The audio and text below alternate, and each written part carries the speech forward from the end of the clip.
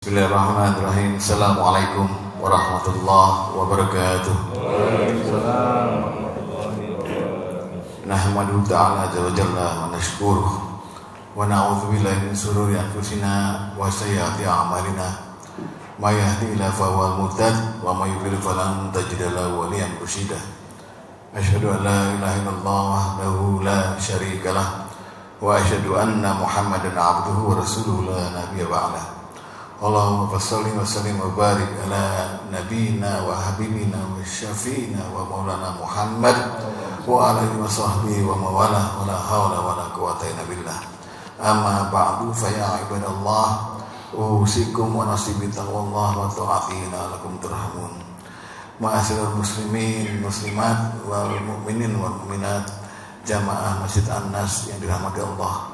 Mari sama-sama kita memanjatkan syukur kepada Allah Subhanahu wa taala pada pagi ini kita masih diberikan umur, diberikan iman Islam sehingga dapat kita melaksanakan kewajiban kita berupa salat subuh berjamaah dan dilanjutkan dengan musyawarah insyaallah sampai waktu syukur mati. Semoga lah apa yang telah kita capai pada pagi ini Allah ganjar dengan balasan setimpal amin ya rabbal alamin. Dan kepada kita yang berhadir di majelis taklim ini insyaallah ada bonus berupa ampunan dari Allah Subhanahu wa taala. Amin. Hadirin sekalian, bulan Syawal sudah hampir habis. Sekarang tanggal 29 Syawal. Kalau nanti sore dilihat hilal sudah kelihatan, berarti besok bulan Dzulqa'dah. Jadi bulan depannya bulan Dzulhijjah, bulan haji. Nah, kita ada di penghujung bulan Syawal. Kemarin kita baru melewati bulan Ramadan. Mari kita pertanyakan kepada diri kita, oleh-oleh apa yang sudah kita dapat dari bulan Ramadan? Saya yakin jawabannya lain-lain. Ada bapak yang bulan Syawal ini hobinya puasa, karena terkenang dengan nikmatnya puasa di bulan Ramadan. Maka bapak menambah dengan puasa Syawal, lalu Senin Kamis, lalu puasa Ayyamul Bid dan sebagainya.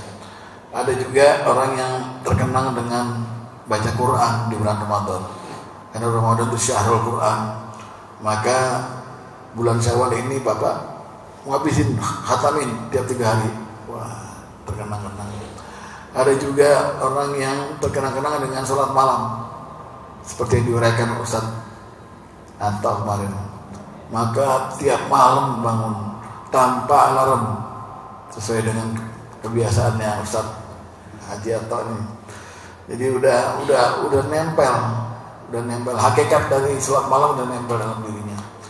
Ada pula orang yang kemudian kebiasaan nikmatnya menahan hawa nafsu di bulan Ramadan, di bulan Syawal sama yang halal aja udah nggak rakus, sama yang haram dan enak, saking menghayatinya.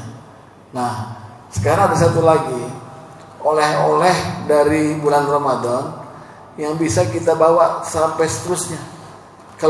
Bila perlu kalau Allah kasih izin kita ada umur sampai Ramadan tahun depan masih nempel di kita. Apa itu oleh-olehnya? Begini, dalam rangkaian ayat puasa dari mulai Al-Baqarah 183 sampai 187 ada satu terselip hal yang bukan puasa tapi bisa kita bawa sampai tahun depan. Apa itu? A'udzubillahi minasyaitonir rajim wa idza sa'alaka 'ibadi 'anni fa inni qarib. Jadi Allah berfirman, "Hai Muhammad, kalau ada yang bertanya kepadamu soal aku." Biasanya Muhammad disuruh jawab, "Fakul." Ini enggak ada kul ini. Biasanya ayat yang serupa begini, "Wa yas'alunaka 'anil ahillah wa yas'alunaka 'anil mahid." Jadi kalau ada yang bertanya kepada Musa ini, kul. Wa yas'alunaka 'anir ruh, kulir ruh. Ada kulnya, ini enggak ada. Wa idza sa'alaka 'ibadi, dan kalau ada orang yang bertanya padamu Muhammad mengenai ada hamba-Ku yang bertanya mengenai aku, fa inni qarib. Maka aku ini dekat. Nah, jadi dalam ayat ini, rangkaian ayat Ramadan ini, ayat puasa ini, ada terselip satu ayat di 186 itu. Allah menyatakan dirinya dekat dengan hamba-hambanya yang puasa, dengan hamba-hambanya yang beriman. Yang diharapkan la'allakum tattaqun. Dekat. Pertanyaannya yang penting, sudahkah kita dekat dengan Allah? Allah sendiri mengklaim dekat. Atau bukan sudahkah, mau nggak kita dekat? Kalau orang udah dekat, beres. Saya dekat sama Pak Rahmat, saya buat salah sedikit, dekat. Dekat dalam arti bukan jarak. Kalau dekat jarak, itu Pak Sodik dan Pak Chandra sekarang berdekatan, jarak. Allah juga menyatakan dekatnya jarak juga ada. Wa nahnu aqrabu ilaihi min hablil warid. Dan kami, kata Allah, saya dan para malaikat nih, dekat kepada manusia lebih dekat dari urat lehernya. Itu jarak tuh, nggak apa-apa lah. Tapi ini lain nih. Wa idza sa'alaka ibadi anni fa inni qarib. Dan kalau ada orang yang bertanya padamu Muhammad mengenai aku, ada hambaku yang bertanya mengenai aku, fa inni qarib. Saya itu akrab loh. Saya korib dengan Pak Sodik, saya korib dengan Pak Sofyan. Bangga kita. Allah nyatakan dalam ayat-ayat rangkaian puasa itu, aku dekat dengan hambaku. Gitu. Nah, oleh-oleh inilah yang mau saya uraikan pagi ini, kedekatan kita dengan Allah. Jalur kita dekat sama Allah macam-macam. Misalnya, orang bisa dekat sama Allah kalau mendawamkan amal soleh. Nabi bersabda,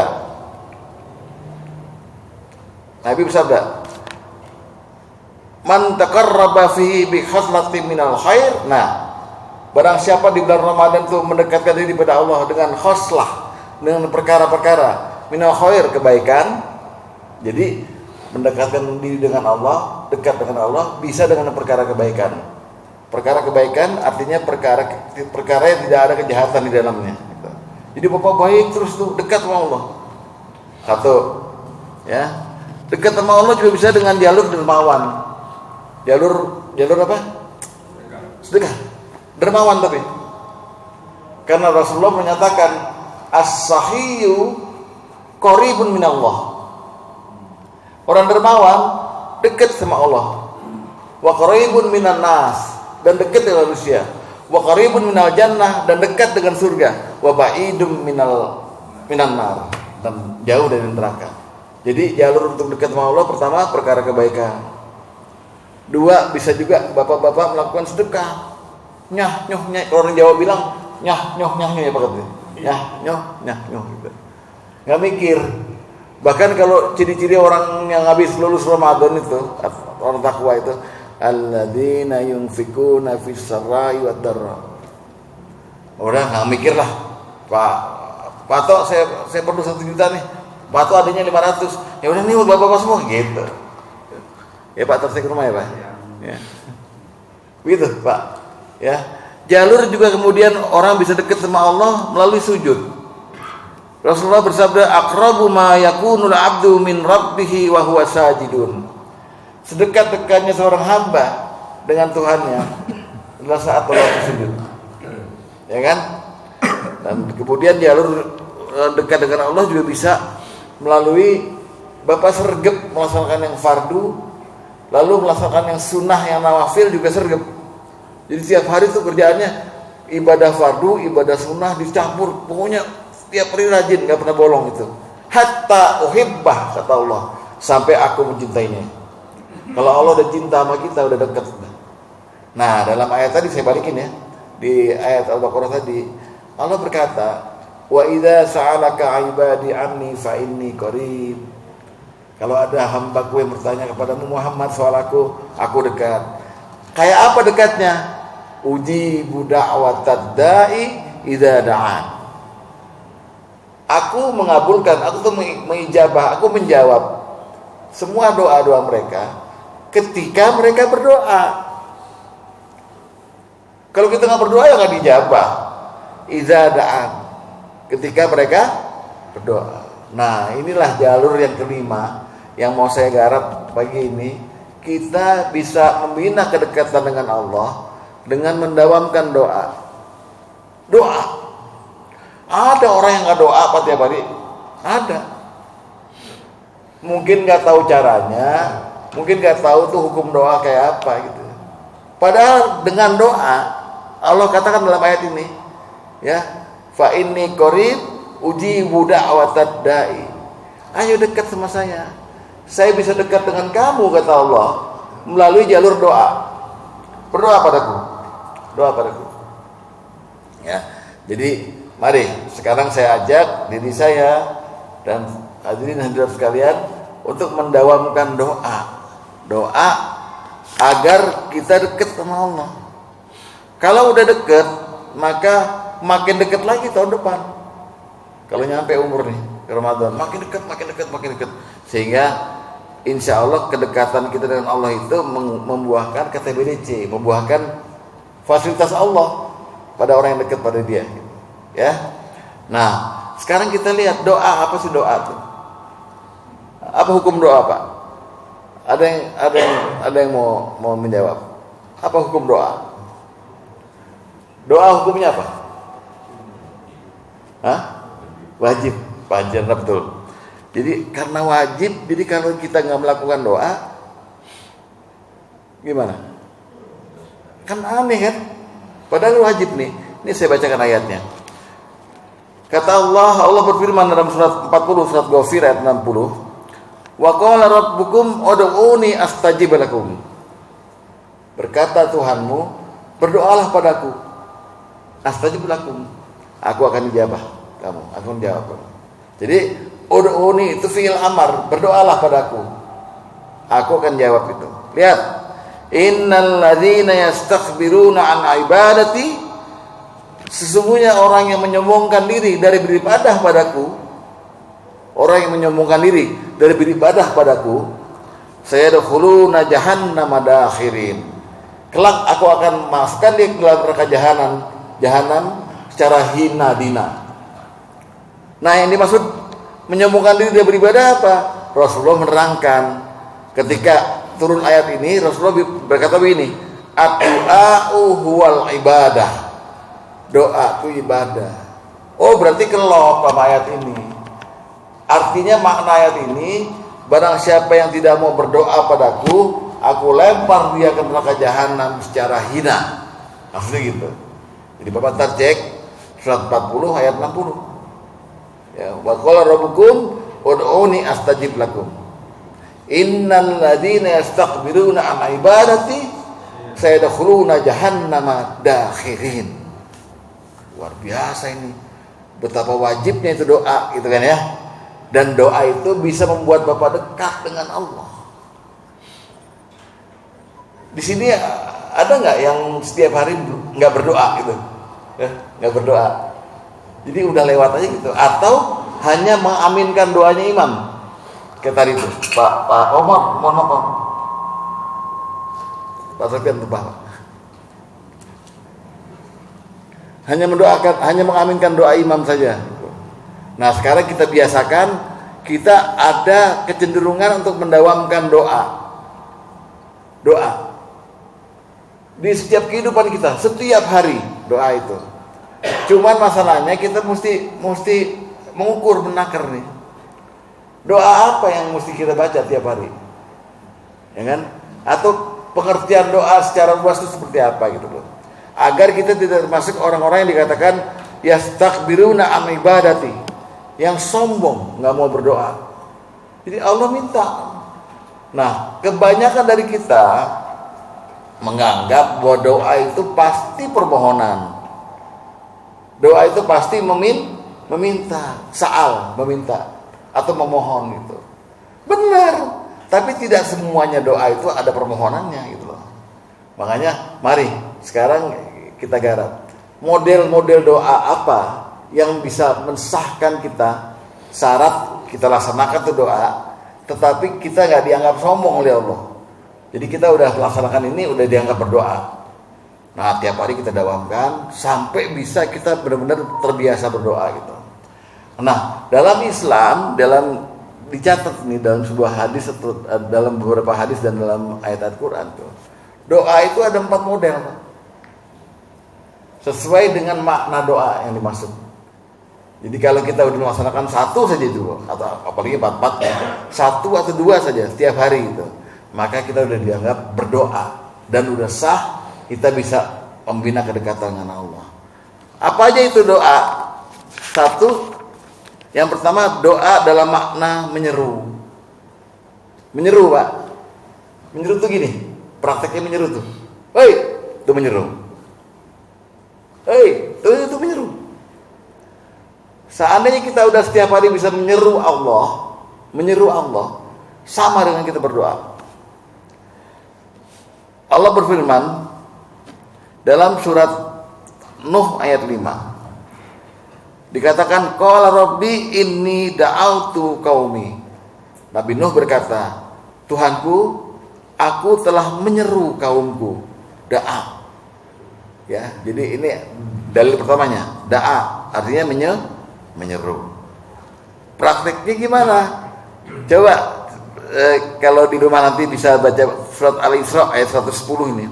Kata Allah, ud'ullah wa ud'ur rahman. Serulah Allah. Berdoalah pada Allah, serulah Allah atau serulah Ar-Rahman. Jadi doa dalam ayat ini disebut menyeru. Ini perintah. Serulah Allah atau serulah Ar-Rahman. Nah, prakteknya gimana kita? Gini, misalnya ini dalam pembicaraan kita masukin Allah. Pak Rahmat nanya sama saya, gimana Pak? Baik-baik, sehat-sehat gitu. Alhamdulillah. Lalu Pak Rahmat bilang, ya Allah. Mudah-mudahan, ya Allah, itu udah berdoa. Jadi sekarang biasakan Bapak untuk bicara, ya Allah. Ya Allah, cukup ya, gitu aja. Itu udah Bapak dianggap berdoa. Jangan lewatkan sehari pun tanpa ya Allah. Coba praktek Pak, ya Allah. Ya Allah. Alhamdulillah, Bapak dapat 10 pahala hari ini. Saya dapat 3.000, ya, 30 kali 10 kali 10. Yang anjurin begitu Pak. Lalu yang kedua prakteknya Bismillah. Bismillah saja udah menyeru Allah itu. Dalam model doa yang pertama, Bismillah.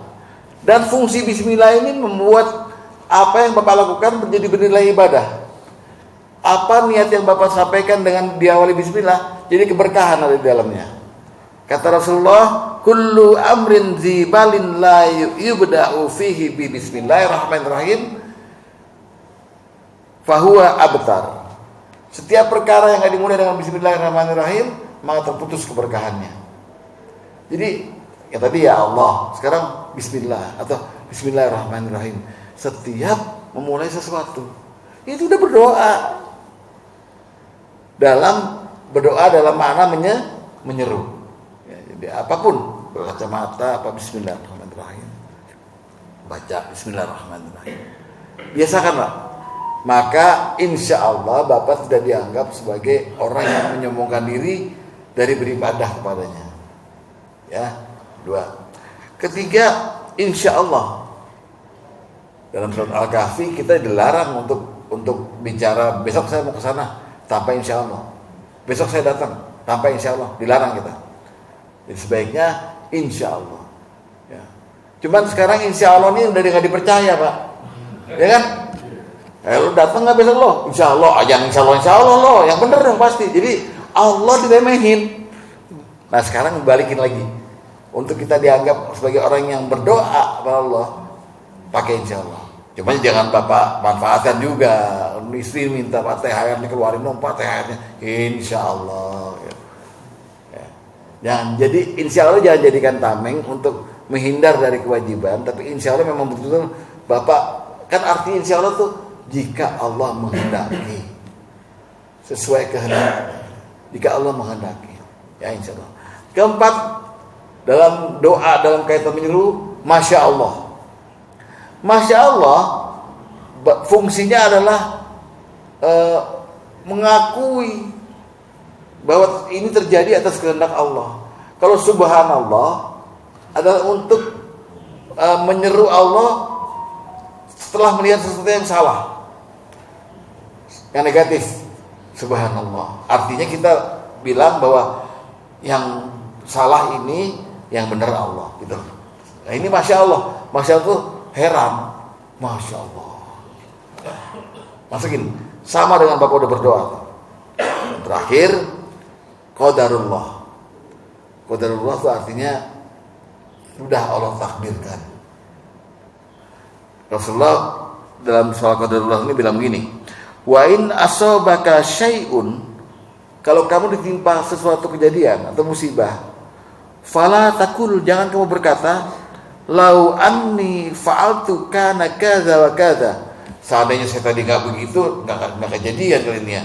Nggak boleh gitu. Fa inna maaf. Walakin kul, tapi katakanlah qadarullah wa ma syaa fa'al. Ini udah takdir Allah.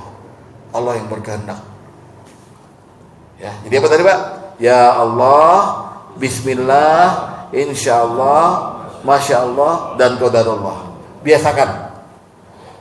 Maka ketika satu hari aja Bapak memakai kalimat-kalimat ini dalam pembicaraan itu, Bapak sudah dianggap orang yang berdoa kepada Allah, sehingga lolos dari hukuman tadi.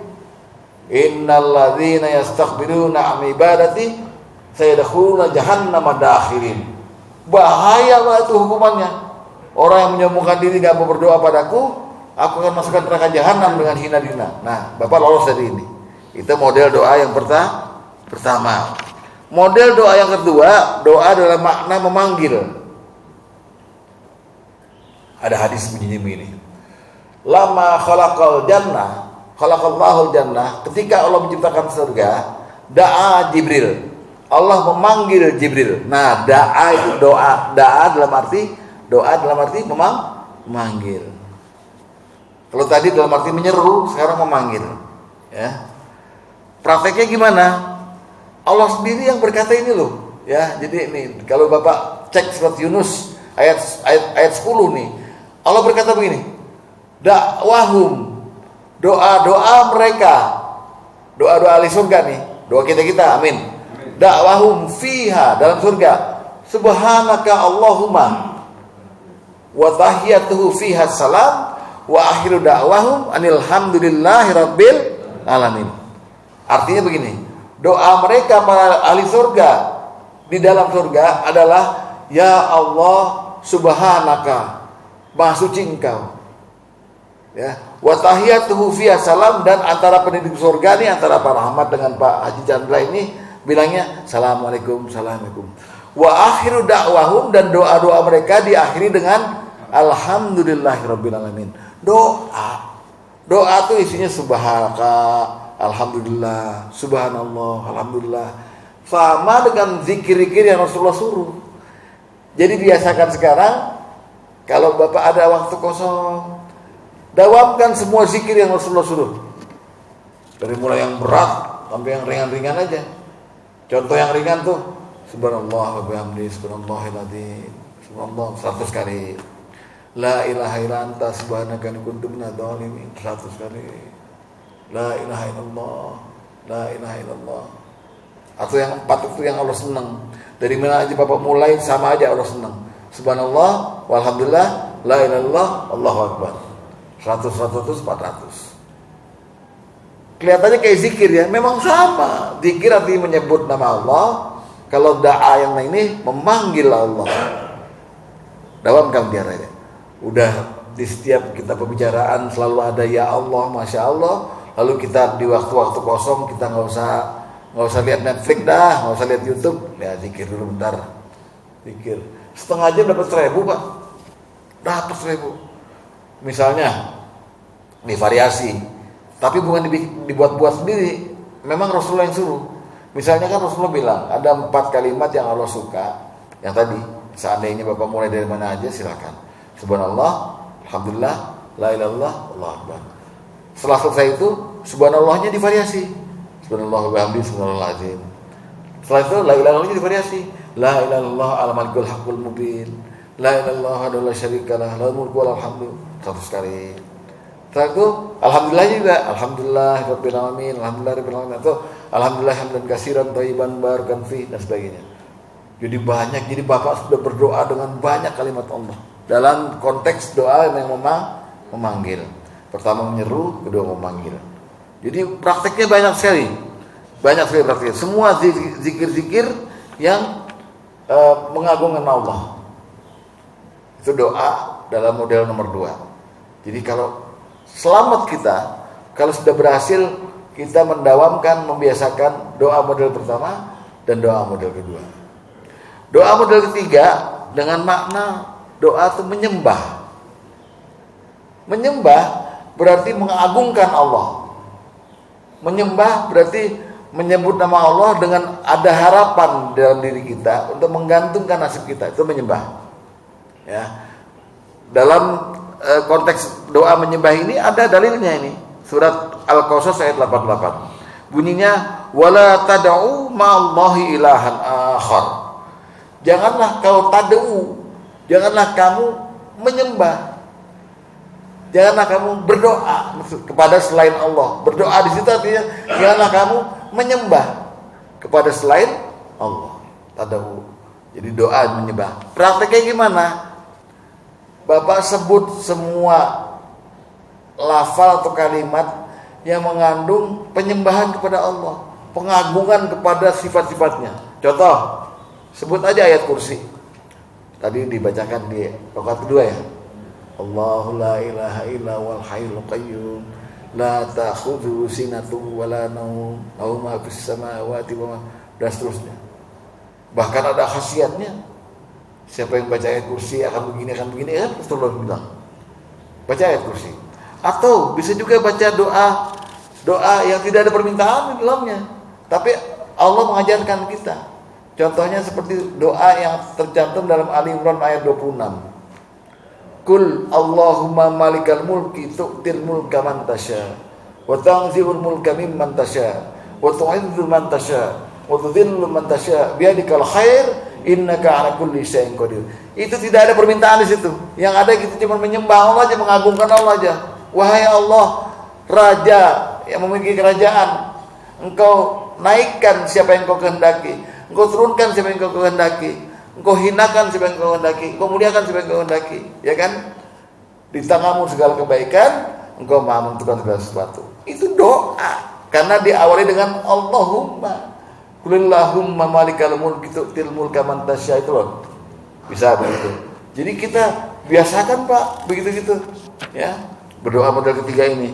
Atau doa yang tercantum dalam surat Ali Imran ayat 191 itu. Rabbana ma khalaqta hadza batilan subhanaka faqina adzabannar. Ya. Tuhan kami, Engkau tidak sia-sia membuat ini semua. Maha suci Engkau dan lindungi kami dari api neraka. Ya. Kemudian ada juga misalnya doa yang sifatnya begini mengagungkan Allah ini ketika Bapak mendengar ada orang meninggal, istirja. Inna lillahi wa inna ilaihi rajiun. Ucapkan itu. Inna lillahi wa inna ilaihi rajiun. Kami milik Allah. Kita semua punya Allah. Dan kepada Allah lah kita semua akan kembali. Itu doa dalam model menyembah 3. Atau ta'awudz. Bapak bilang a'udzubillahi minasyaitonirrajim, atau yang Rasulullah suruh kalau Bapak masuk ke tempat tertentu ada rasa takut, a'udzubikalimatillahit tammati min syarri ma khalaq. Ta'awudz itu doa ya dalam model ketiga. Jadi mengagungkan sifat Allah dan pasrah kepada beliau, kepada Allah itu. Termasuk semua doa-doa pagi sore yang ada di kitab kecil itu, apa namanya kitabnya? Masrur. Doa apa namanya? Ya, kitab kecil itu. Ya. Zikir-zikir pagi sore itu loh, ya. Bapak keluar rumah, bismillahirrahmanirrahim, la haula wala quwata illa billah. Mau tidur, bismillah Allahumma ahya. Bismika Allahumma ahya. Mau makan dan sebagainya. Semua itu adalah doa-doa yang mengandung penyembahan dan pengagungan Allah. Ya, semua doa-doa itu. Artinya doa itu spontan saja waktunya. Ketika Bapak memakan, dia pada waktu memakan dan sebagainya itu. Jadi sesuai waktu dan sesuai tempat. Mau masuk WC ketika masuk WC. Nah, model doa yang terakhir, doa keempat, doa khusus. Doa yang memerlukan ritual khusus. doa yang memerlukan doa dengan hajat khusus loh. Doa kebutuhan kita khusus dilakukannya juga dengan adab berdoa, waktunya tertentu dan sebagainya. Tercatat ada 3 jenis doa yang seperti ini. Doa yang keempat nih Pak ya. Tadi kan doa yang pertama menyeru, kemudian memanggil, yang ketiga apa? Menyembah. Yang keempat ini doa khusus. Ya. Prakteknya bagaimana? Jadi ini doa dalam arti memohon sekarang, meminta kita. Nah, sebenarnya kita lihat dulu, kita minta apa sih sama Allah? Kita meminta sesuatu, minta apa? Yang paling penting kita minta satu, ampunan, Pak. Sebab tidak akan orang pernah bisa berjumpa dengan Allah di surga kalau tanpa diampuni. Di pertama kali kebutuhan kita itu kepada Allah itu ampunan. Mutlak. Orang beriman mati, nggak bawa dosa, aman. Orang beriman mati bawa dosa, pasti ada masalah. Untuk itu dia perlu doa dari orang yang masih hidup agar dia diampuni. Jadi ampunan itu kebutuhan. Ampunan itu kebutuhan dari mulai kita hidup di dunia, di alam barzah, waktu dibangkitkan, dihisab. Semua itu perlu adanya kita dapat ampunan dari Allah. Itu pertama kali doa yang kita butuhkan secara khusus adalah doa taubat dan istighfar. Ini adabnya dimulai dengan sholat. Dimulai dengan sholat. Sesuai dengan Allah mengasih isyarat begini, wasta'inu bisabri wassalah. Mohonlah pertolongan kepada Allah dengan sabar dan sholat. Makanya Rasulullah kemudian berpesan untuk urusan istighfar itu, katanya ma min rajulin, tidaklah seorang laki-laki yusnibu dzamban, berbuat dosa, summa yakumu, kemudian dia berdiri, fa yatatahharu, kemudian ambil wudu, summa yusolli, kemudian sholat, summa yastaghfirullah, kemudian minta ampun pada Allah dan bertobat, illa ghafarallahu lahu, terkecuali Allah akan mengampunkan dia. Jadi kita pertama kali ini yang doa model keempat nih adalah minta ampun. Kalau bisa tiap hari, karena Rasulullah juga pernah statement kan bahwa demi Allah saya itu istighfar dan taubat tiap hari itu 100 kali, minimal 70 kali. Lafalnya ya. Kalau sholatnya sekali aja, 2 rakaat tuh. Sholat duduk, udah selesai sholat, ya kan buat dosa nih, merasa buat dosa, selesai sholat, selesai wudu, sholat, lalu istighfar dan taubat. Ya. Kemudian yang kedua, apa yang mau kita minta? Hajat. Terserah Bapak mau minta apa. Itu cuma antara Bapak dengan Allah aja. Sendiri Pak, jangan rame-rame. Ya, misalnya Bapak mau minta istri baru, misalnya. Enggak. Artinya kan Bapak nggak bisa doain ini secara general, dia udah hadapan makmum belum tentu mau mengaminkan. Jadi Bapak sendiri saja. Ya. Nah ini namanya doa hajat khusus. Dimulai dengan sholat hajat. Ya. Karena Rasulullah juga berpesan begini, man kanat lahu ilallahi hajatun. Siapa di antara kita ini yang punya hajat pada Allah, punya permintaan khusus, au ila ahadim min bani Adam, atau memang punya permintaan khusus kepada manusia. Kita kalau punya permintaan khusus pada, saya mau minta khusus kepada Pak Rahmat, saya mintanya sama Allah, bukan minta sama Pak Rahmat. Ya Allah, bukakan pintu Pak Rahmat untuk bisa memberi saya, gitu. Nah, kata Rasulullah, man kanat lahu ilallahi hajatun, siapa yang punya hajat khusus kepada Allah, au ila ahadim min bani Adam, atau kepada manusia lainnya, lihat, fal yatawadda, maka ambillah wudu, wa yuhsinil wudu'a, dan bagustin wudunya, summa yusalli rak'atain, kemudian salat 2 rakaat, baru dia berdoa. Ya, berdoa dengan ada doa hajat nih Pak. La ilaha illallah hul halimul karim subhanallahi rabbil arsyil azim, dan seterusnya itu. Kalau Bapak nanti mau misalnya nggak ada teksnya di rumah, bisa menghubungi Ustaz dulu nih atau Pak Ustaz Ahmad Sobari. Doa hajat nih. Ini khusus nih. Karena dimulai dengan hamdalah, kemudian dimulai dengan sholawat, ya, dimulai dengan lagi kalimat-kalimat yang Rasulullah kasih tahu kita. Kalau kita baca ini kalimat sebelum doa, insya Allah doanya dikabul. Contoh, Allahumma inni as'aluka bi anni asyhadu annaka antallahu la ilaha illa antal ahadus samad alladzi lam yalid wa lam yulad wa lam yakul lahu kufuwan ahad. Allahumma inni as'aluka bi anna lakal hamd la ilaha illa antal mannan, dan seterusnya. Atau tadi la ilaha illa anta subhanaka inni kuntu minadz sebagainya.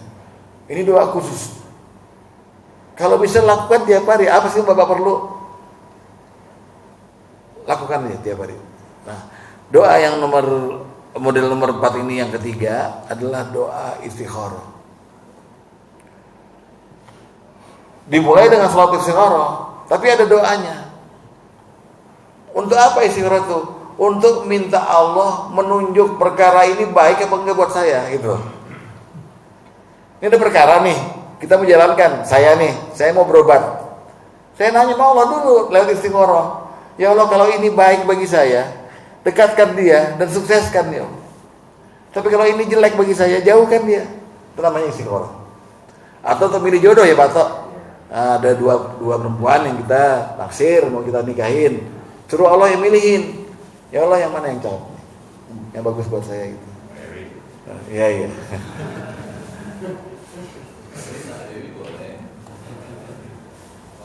Ya.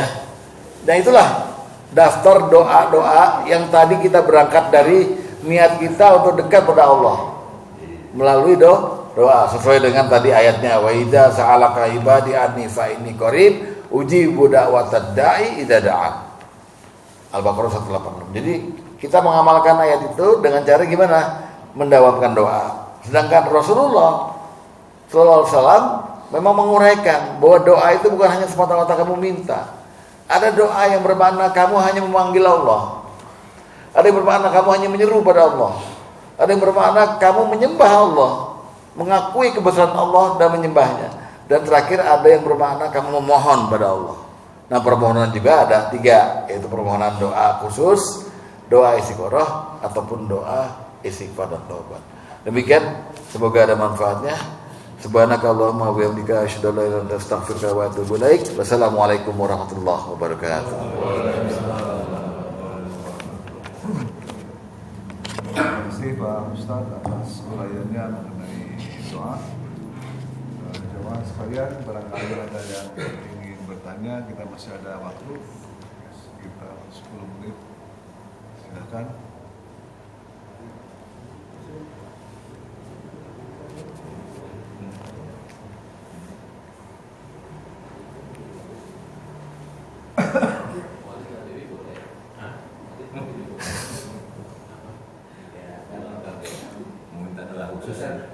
Silakan Pak Sri. Waalaikumsalam. Saya rasa ya, seorang muslim itu nggak mungkin nggak belajar, karena menurut hemat saya, doa itu definisinya adalah sholat itu adalah definisi doa. Oleh tapi harus salah. Nah itu ada saat itu tawaru dan metodologi doa kami. Pada saat itu kita minta semua. Nggak mungkin lah kalau umumnya itu nggak sholat berarti dia nggak umum berarti. Betul. Dalam doa.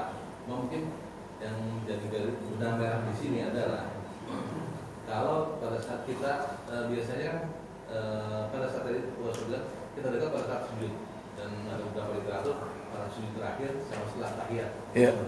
Iya. Dan setelah itu baru kita zikir untuk memuluskan doa itu tadi. Nah, bagaimana menurut statement Pak Ustaz dengan hal seperti ini? Karena kalau yang biasanya kan kita kayak tadi imam kan biasanya kita berikut doa. Nah, udahlah kita nggak ikut doa imam, kita kan zikir aja untuk memuluskan doa tadi. Ya, jadi saya setuju dengan perkataan Bapak. Tidak mungkin seorang muslim atau mukmin tidak berdoa tiap hari. Saya setuju. Makanya tadi doa ini maknanya kemudian kita luaskan. Sampai-sampai kita hanya ngomong ya Allah, itu doa udah. Apalagi Rasulullah berkata, as-salatu doa. Salat itu doa kan? Ada doa-doa dalamnya gitu. Jadi makanya kita uraikan doa itu tidak semata-mata satu ritual yang mengangkat tangan kemudian bukan, tapi masya Allah itu doa. Saking ringannya itu tuh maksudnya saya terangkan tuh. Saking ringannya seorang muslim itu sampai keterlaluan dulu dia nggak berdoa. Tapi mari kita lihat, ada orang yang lupa sama Allah Pak, benar-benar lupa. Muslim, mohon maaf ya Pak ya, dagang, nggak sholat. Nah, yang begini nih yang mesti diseru dengan tadi dakwah tadi itu. Ayo berdoa, misalnya walaupun kamu belum bisa sholat lah dengan benar lah, bolong-bolong. Paling tidak ada statement yang berbentuk doa gitu. Masya Allah, ini kan enggak.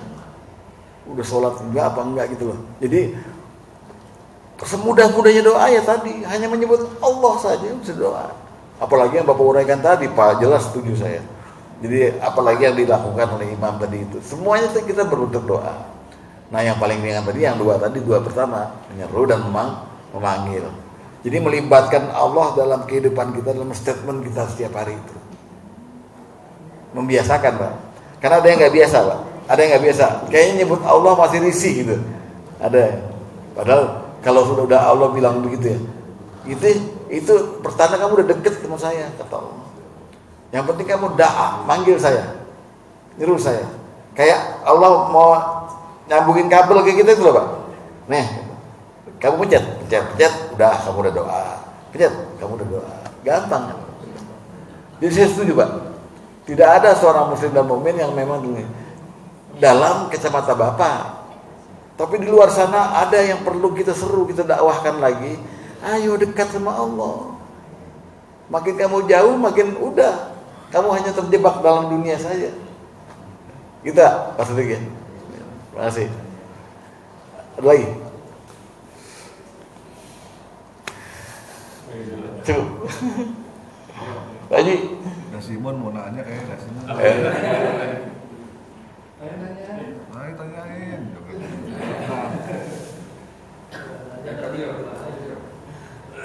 Ya boleh. Yang Assalamualaikum warahmatullahi wabarakatuh. Waalaikumsalam.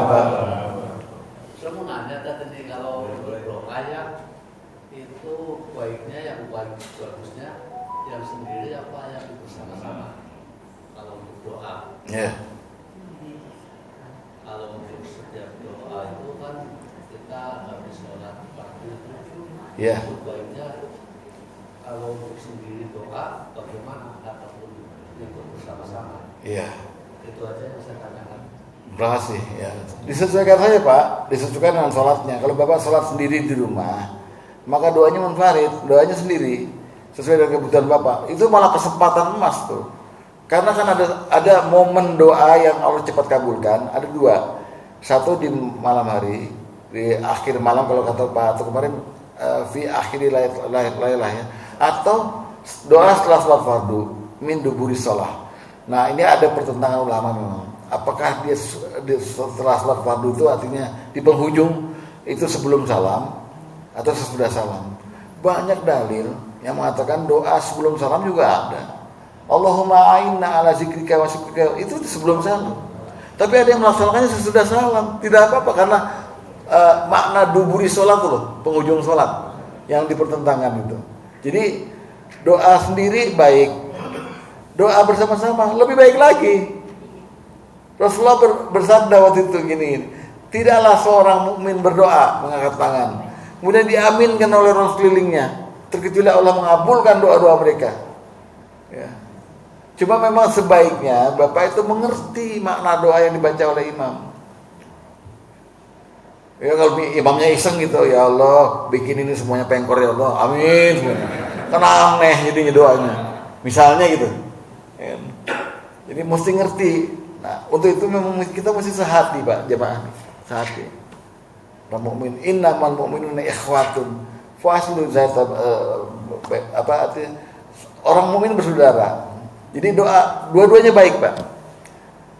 Tapi menjadi tidak baik apabila Bapak mau lagi jemaah di masjid selesai sholat fardu berdoa sendiri, kemudian imam berdoa juga.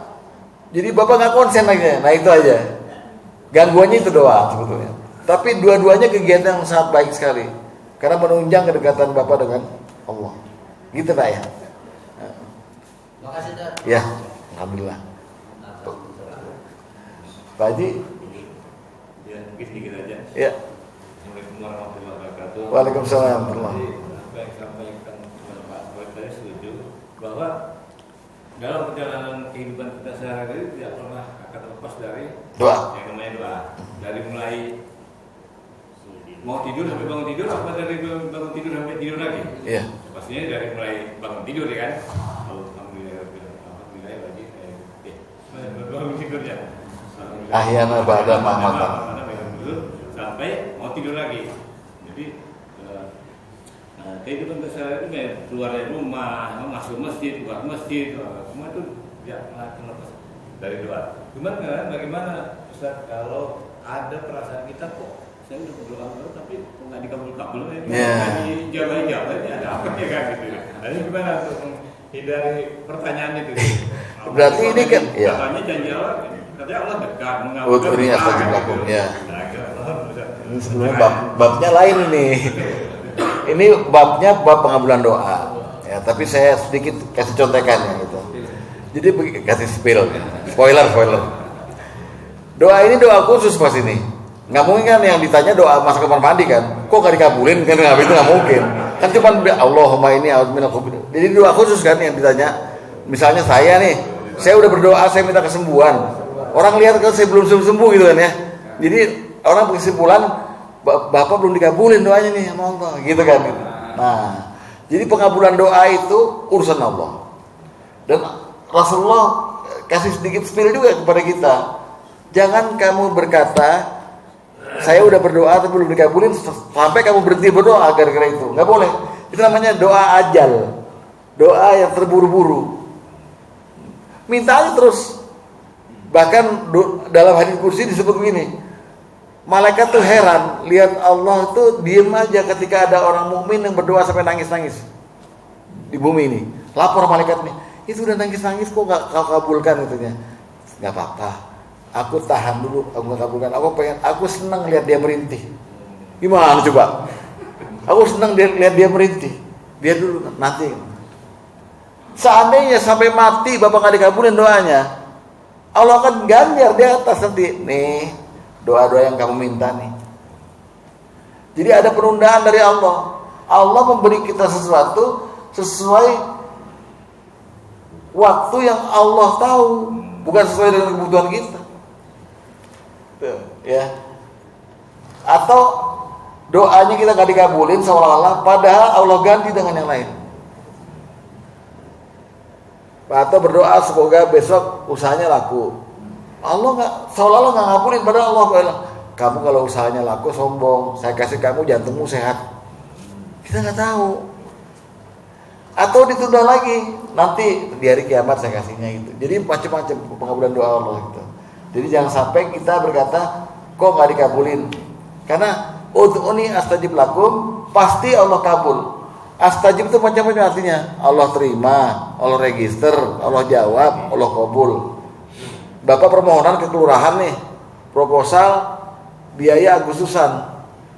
Lalu nyampe ke kelurahan suratnya. Itu berarti suratnya udah diterima kan? Terus dijawab. Berarti udah dijawab. Begitu ya Allah. Kita mohon doa itu, doa pasti diterima. Register sama malaikat. Ini doa dari Pak Gatot. Sampaikan kepada Allah. Lalu Allah jawab, mungkin Allah jawab, mungkin tidak, ya kan? Allah kan sibuk mengirim Bapak doa, makhluknya banyak banget, Allah mikir semuanya gitu. Gitu Pak Jil ya. Jadi kita ini aja. Makanya dalam surat tadi tuh Al-Baqarah ayat 45, ista'inu bisabri wassalah. Mohonlah pertolongan, berdoalah dengan sabar dan sholat. Sabar nomor pertama tuh. Karena kita nunggu-nunggunya kayak nunggu orang beranak Pak. Aduh kapan dikabulin nih? Kapan? Ya Pak. Ya Pak Haji. Silakan. Waalaikumsalam warahmatullahi wabarakatuh. Pak Iskandar ya? Iya, alhamdulillah. Gini Ustaz, boleh nggak kira-kira kita mendoakan doanya orang yang telah meninggal gitu? Seperti contohnya, ya Allah, kabulkanlah doa-doa kedua orang tua ibu bapak kita yang telah meninggal yang saat ini belum terjamah gitu. Jadi artinya kayak seperti itu kita mendoakan, dan mungkin juga tadi Pak Ustaz bilang kita berdoa mungkin juga sampai akhir hidupnya Paham saya. dikabulkan. Jadi kita doakan doa-doa mereka yang dikabulkan itu Pak Ustaz. Boleh. Jadi istilahnya itu. Boleh Pak Iskandar. Tapi yang paling utama, Quran mengajarkan kita kalau pada kedua orang tua, yang penting gini, perlakukan mereka seperti mereka memperlakukan saya. Ya kan? Warhamhuma kama rabbayani shaghir, waktu aku kecil gitu. Itu dulu. Jadi kita semuanya kan sama orang tua pasti kan disayang lah ya. Kita minta Allah menyayangi mereka begitu. Nah yang kedua yang perlu kita tekankan kepada Allah ini, kalau untuk orang tua ampunan, nggak ada lagi. Karena kalau kita berhasil tiap hari minta ampunan untuk orang tua nih, Allahumma fir lahum warhamhum wa'afihim wa'fu anhum wa akrim nuzulahu wa wasi' madkhalahu Allahumma ja'al qabrahum rawdatan min dan seterusnya itu. Maka orang tua kita tuh di kuburnya derajatnya dinaikin Pak tiap hari. Lalu akhirnya dipakaikan mahkota kebesaran gitu, dipakukan segala macam. Loh kok sampai segini saya Allah? Perasaan waktu di dunia saya hidup saya nggak alim-alim amat. Kata Allah, istighfar dari anakmu untukmu. Jadi itu aja yang kita perlukan sebenarnya untuk orang tua kita. Nah, doa yang tadi Bapak uraikan boleh, Pak. Ya Allah, kabulkan doa-doa orang tua saya yang sebelum mereka meninggal belum kau ijabah. Gak ada masalah, boleh. Ya, itu doa kebaikan. Itu Pak Is. Ada lagi Pak? Baik, jamaah semua, waktu sudah menunjukkan pukul 6. Dan sekali lagi terima kasih Pak Ustaz atas sembahyangnya yang luar biasa dan jamaah atas partisipasinya dalam pertanyaan. Mudah-mudahan pertemuan kita hari ini bisa mendapatkan pencerahan juga tambahan ilmu yang bermanfaat bagi kita semua. Mari kita tutup dengan membaca kafaratul majlis. Subhanakallahumma wa bihamdika asyhadu an la ilaha illa anta astaghfiruka wa atubu ilaik. Billahi taufiq wa hidayah. Assalamualaikum warahmatullahi wabarakatuh.